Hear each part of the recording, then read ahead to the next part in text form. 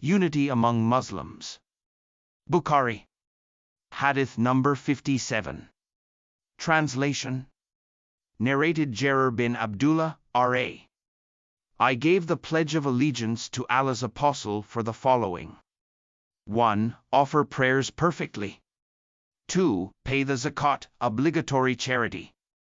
3. And be sincere and true to every Muslim. Also see Bukhari.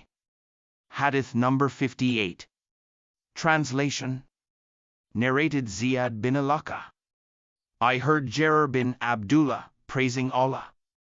On the day when Al-Mughira bin Shubayh died, he, Jarir, got up on the pulpit and thanked and praised Allah and said, Be afraid of Allah alone, who has none along with him to be worshipped. You should be calm and quiet till the new chief comes to you, and he will come to you soon. Ask Allah's forgiveness for your late chief, because he himself loved to forgive others. Jarir added, Badu, now then, I went to the Prophet and said, I give my pledge of allegiance to you for Islam. The Prophet conditioned my pledge for me to be sincere and true to every Muslim, so I gave my pledge to him for this. By the Lord of this mosque, I am sincere and true to you, Muslims. Then Jarir asked for Allah's forgiveness and came down from the pulpit. Thank you. The hadiths emphasize the importance of sincerity, prayer, charity, and unity among Muslims. Also, commitment to prayer and charity and sincerity and truthfulness. Both hadiths highlight the importance of being sincere and true to every Muslim. This means being honest, trustworthy, and having good intentions in all interactions. अस्सलामुअलैकुम। सही बुखारी हदीस number 57। किताब ईमान के बयान में बाब दीन खैर खाही का नाम है। तर्जुमा। हमसे मसदूद ने बयान किया। इन्होंने कहा हमसे यही बिन सईद बिन क़तान ने बयान किया। इन्होंने इस्माइल से। इन्होंने कहा मुझसे कैस बिन अबी हाजिम ने बयान किया।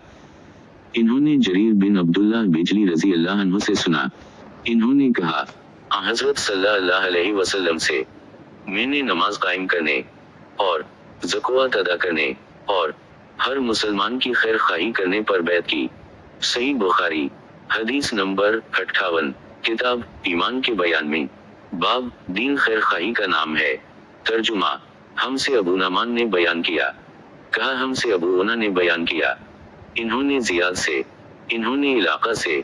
कहा मैंने जरीर बिन अब्दुल्लाह से सुना।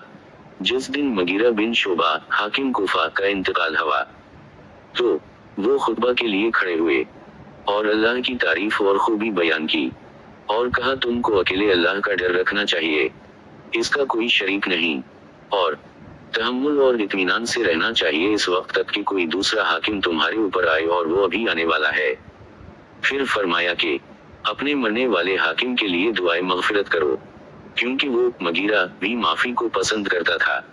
फिर कहा कि इसके बाद तुमको मालूम होना चाहिए कि मैं एक दफा हजरत सल्लल्लाहु अलैहि वसल्लम के पास आया और मैंने अर्ज किया कि मैं आपसे इस्लाम पर बैत करता हूँ।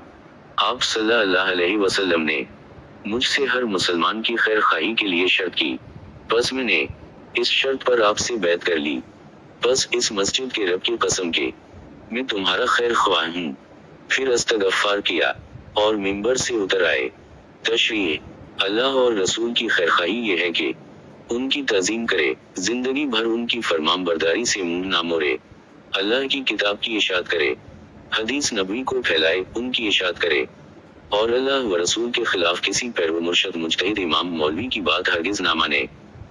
होते हुए मुस्तफ़ा की गफदार मत देख किसी का कौल व किरदार, जब असल है तो नकल किया है, यह वहम व खता का दखल किया है। शर फसाद कुफा वालों की फितरत में था, इसलिए आपने उनको तंबी फरमाई।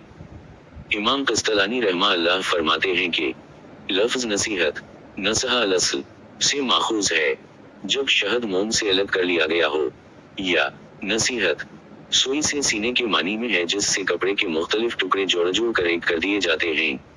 उसी तरह नसीहत बमानी खैरखाही से मुसलमानों का बाहमी इत्तिहाद मतलूब है। जज़ाकल्लाह। وسلام.